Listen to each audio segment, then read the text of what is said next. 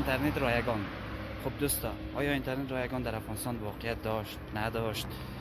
و این همه ویدیوها که در صفحات مجازی درست شده آیا حقیقت دارن یا خیر؟ خب اولا باید بگویم که سلام بر رفقای خودیم که ما رو دنبال کردین این وقت. خب ما باید رو بگویم که اینترنت رایگان در افغانستان واقعیت داشت، چون ما 1 سال شده از فضای مجازی دور هستم و از اینترنت رایگان استفاده نکردیم.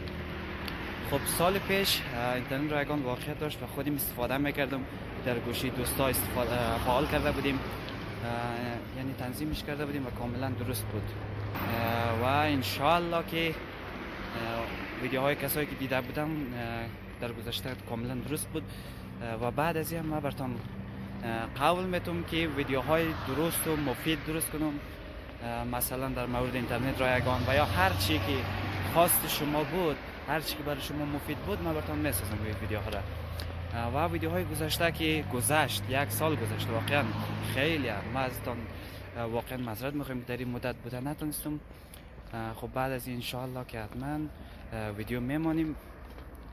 در گذشته هر چی که بود گذشت و اینترنت رایگان فعلا خبر ندارم که واقعا کار میته یا نه، ولی در جستجویش هستم. سر زمین لحظه دوباره کوشش میکنم، معلومات خود زیاد میکنم که هر نوع مسته رایگان، کدام تخفیف و یا هر نوع میانباری که من پیدا تانستم حتما با شما در اشتراک میگذارم. خب و از شما دوستا خواهش دارم که ویدیوها را حتما دنبال کنید. چرا؟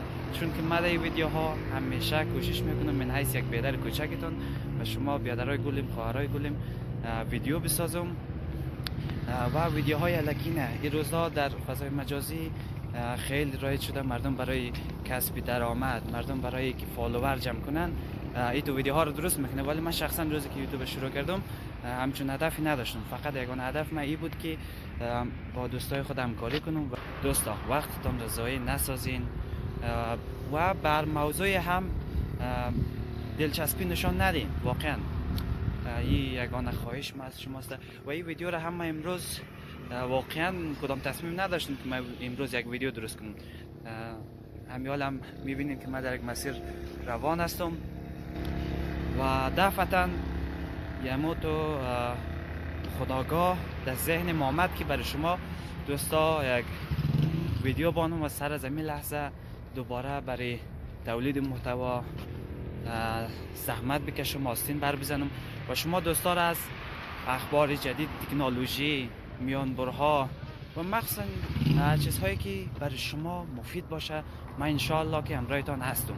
و در مورد اینترنت رایگان هم فعلا یگانه چیزی که 100% مطمئن هستم اینترنت رایگان میته شبکه‌های سیمکارت های افغانستان این هسته که برین در نمایندگی ها سیمکارتان راجستر کنین و یا مثلا مشکلات داره مشکلاتشون رفع کنین و یا هم سیمکارت هایی که خیلی وقت شده فعال نکردین یعنی کردیت ننداختین برین اونا را کردیت بندازین و از اینترنت رایگان استفاده کنین. خب دوستا بازم وقت و نزی بیشتر نمیگیرم، انشاءالله که بعد از این ما تا آخر هستم همراهتان. برای که من بیشتر انرژی بگیرم براتون بیشتر ویدیو بسازم صفحه مرا دنبال کنین، یعنی که چنلتون مرا لایک کنین و خاطر که من روحیه بگیرم و انشاءالله که حتما همراهتان هستم.